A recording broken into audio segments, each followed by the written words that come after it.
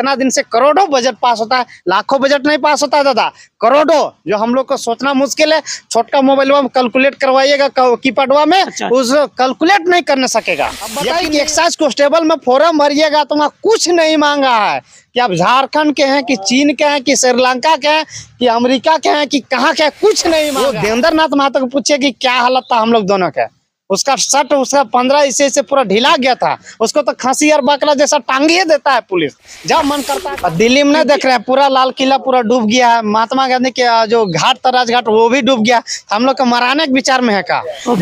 जोहार नमस्कार, इस वक्त हम मौजूद है रांची के ऑक्सीजन पार्क में और मेरे सामने एक ऐसे छात्र नेता मौजूद है जो कहीं ना कहीं देखा जाए तो हर आंदोलन में इनका सहयोग बहुत ही जोरों शोरों के साथ रहा।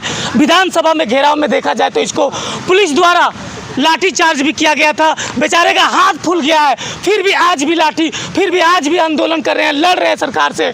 जे के छात्र नेता है, आइए उनसे आपको रूबरू करवाते हैं। सबसे पहले तो जोहार दादा। जोहार बड़का दा। विधानसभा सत्र शुरू हो गया दादा, देखा जाए तो कल से जो 81 विधायक जो समर्थन दिए थे, 71 ना 72 73 विधायक कुछ समर्थन दिए थे, वो विज्ञापन तो रखना चाहिए था इस सत्र में, विधानसभा सत्र में, वो अभी तक क्यों नहीं रखा? देखिए विधानसभा सत्र में हम लोग जो है तमाम जितने भी कोई दिए हैं हम लोग जो है बात करेंगे, सांसद से भी बात करेंगे जो दिल्ली में रखेगा वो, और तमाम जितने भी है विधानसभा में जितने भी विधायक लोग हैं, मंत्री लोग दिया, उन लोग से फोन करके भी बोलेंगे कि आप विधानसभा में रखिए चर्चा 60-40 का। हम यही चीज़ बोलेंगे कि आप प्रत्येक 23 साल से बजट पास करिए रहे हैं। अभी किसानों का करोड़ों बजट पास होगा, स्वास्थ्य विभाग में करोड़ों पास होगा, लेकिन उस करोड़ों पैसा कहाँ जाता है? आज किसान रामगढ़ जिला में देखिए सूखा अकाल पड़ गया है, बोकाराम जो पानी नहीं मार रहा है, ठीक है, आज धान लगाने के लिए लोग यहाँ तड़प रहे हैं और करोड़ों पास होगा बिलिंग। हम यही चीज कहना चाहते हैं, करोड़ों आप बिलिंग पास करते हैं उसका कोई फायदा नहीं होता है, किसी जनता तक नहीं पहुंचता है। इसलिए तमाम जितना भी है बजट फजट रोक दीजिए, सारा विकास काम रोक दीजिए, लेकिन आप अस्थायी नियोजन नीति का बात कीजिए और चर्चा वहाँ 60-40 के पूरे विधानसभा में कीजिए।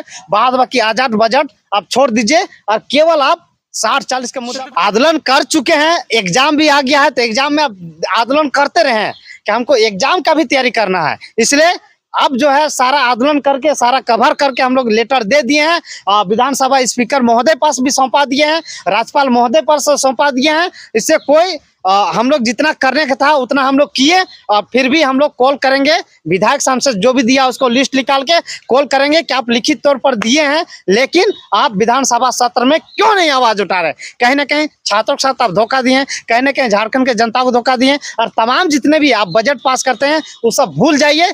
प्रत्येक यहाँ झारखंड के घर परिवार में एक 3 बेरोजगार लड़का या लड़की बेरोजगार है। एक परिवार में अगर एक नौकरी मिल जाता है तो सारा परिवार खुशहाल मनाता है। इसलिए आपको बजट से कोई मतलब नहीं है, बजट छोड़ दीजिए, बजट मजट से कोई मतलब नहीं है। इतना दिन से करोड़ों बजट पास होता है, लाखों बजट नहीं पास होता है दादा, करोड़ों, जो हम लोग को सोचना मुश्किल है। छोटका मोबाइल में कैलकुलेट करवाइएगा कीपैडवा में, उस कैलकुलेट नहीं करने सकेगा।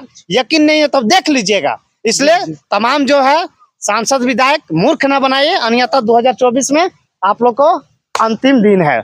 आप लोग हमेशा सरकार को बोलते रहते हैं कि वैकेंसी नहीं निकालता, जॉब नहीं निकालता है, अभी तो 26,000 शिक्षक का बहाली निकाले हैं, फिर भी सरकार को आप लोग बोल रहे हैं। बिहार में कितना है?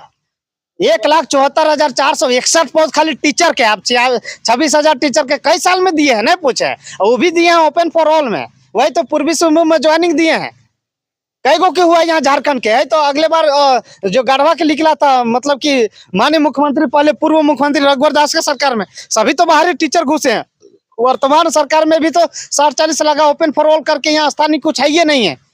अब बताइए कि एक्साइज कांस्टेबल में फॉर्म भरिएगा तो वहाँ कुछ नहीं मांगा है कि आप झारखंड के हैं कि चीन के हैं कि श्रीलंका के हैं कि अमेरिका के हैं कि कहाँ के हैं, कुछ नहीं मांगा है। डायरेक्ट भरिए फॉर्म, हाँ हम कैंडिडेट हैं। पैसा में कहाँ चलेगा? आपको परिभाषित करना पड़ेगा कि यहाँ के जनता है, यहाँ के छात्र है। आज प्रत्येक छात्र, प्रत्येक घर में 2 बेरोजगार 3 बेरोजगार है। अब कहाँ जाएगा सब बताइए?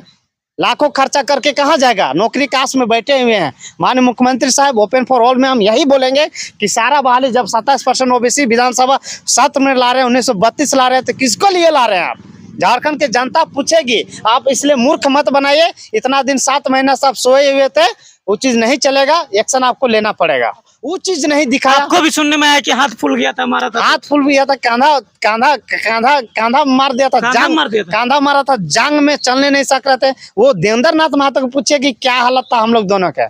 उसका शर्ट उसका 15 इसे से पूरा ढीला गया था। उसको तो खसी और बकरा जैसा टांगिए देता है पुलिस, जब मन करता है खसी बकरा जैसा बसों में फेंक देता है पकड़ के। तो इतना अन्याय होता है और नेशनल न्यूज वाला कवर नहीं करते हैं। दुर्भाग्य की बात है। झारखंड बताओ तो उन लोग एकदम भेदभाव कर दिया है। आप लोग बोलते हैं सरकार 32 का बात नहीं कर रहे हैं, 1932 का बात नहीं कर रहे हैं। अभी देखा जाए तो हेमंत सोरेन का जहाँ कहीं भी सभा हो रही है, हर सभा में तो 1932 का बात रख रहा है। वो बोल रहे हैं 1932 मेरा मुद्दा है। तो मुंहवा से निकाल दीजिएगा तो होगा। यहाँ के झारखंड के जनता, यहाँ के छात्र लाभ लेगा तब ना।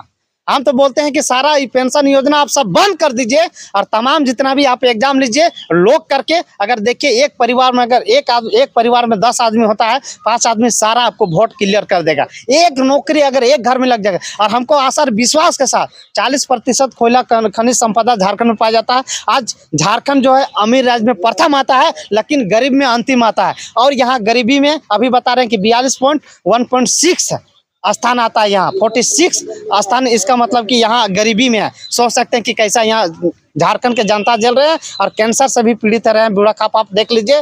तो कहीं ना कहीं ये झारखंड की जनताओं का मूर्ख बना रहे हैं विधायक मंत्री। तो ऐसा नहीं चलेगा। और तमाम जितने भी हैं नेशनल मीडिया का भी कवर करना चाहिए कि बुढ़ापा में देखिए कैंसर वाला मुद्दा मतलब पर्यावरण के लेकर काफी लोग चिपको आंदोलन में किया, लेकिन कोई नेशनल मीडिया नहीं बनाया, न्यूज नहीं बनाया। सीमा हैदर, सीमा हैदर, सीमा हैदर, सीमा हैदर।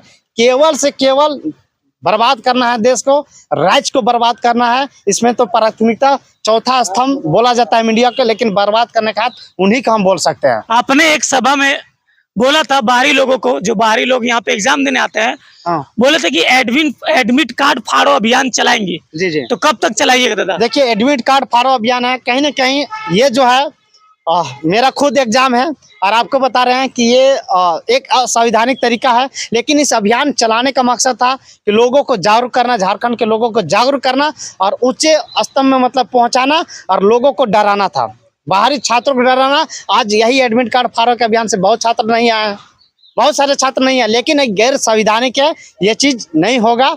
ये मतलब कि बोला गया था ताकि वहाँ के छात्र भर ना पाए बाहरी छात्र के लिए, लेकिन ये गैर संवैधानिक है क्योंकि हमको थाना से फोन आया कि ये ठीक बात नहीं है और एक छात्र हैं, एक आतंकवादी आप नहीं है, इसलिए आप गलत डिसीजन मत लीजिए, पढ़ाई में ध्यान दीजिए और आंदोलन बढ़ चढ़ कर कीजिए, सबसे बेहतर होगा। और एक बात निकल के आया था दादा, कुछ दिन पहले जो आप लोग बोले थे 60-40 के विरोध में दिल्ली जाने का बात आप लोग कर रहे थे, तो छात्र लोग जानना चाहते हैं कि दिल्ली कब जाइएगा? और दिल्ली में नहीं देख रहे हैं, पूरा लाल किला पूरा डूब गया है। महात्मा गांधी के जो घाट था राजघाट वो भी डूब गया। हम लोग को मराने के विचार में है का? झारखंड सरकार तो मरा ही रहा है। अब अभी आप लोग भी मराएगा तो वहाँ बाहर आप लोग बोल अभी नहीं, हम मेरा कहना चाहते दिल्ली चलो के नारा सबसे पहले हम ही दिए थे, यही दिए थे, मीडिया के माध्यम से दिए थे।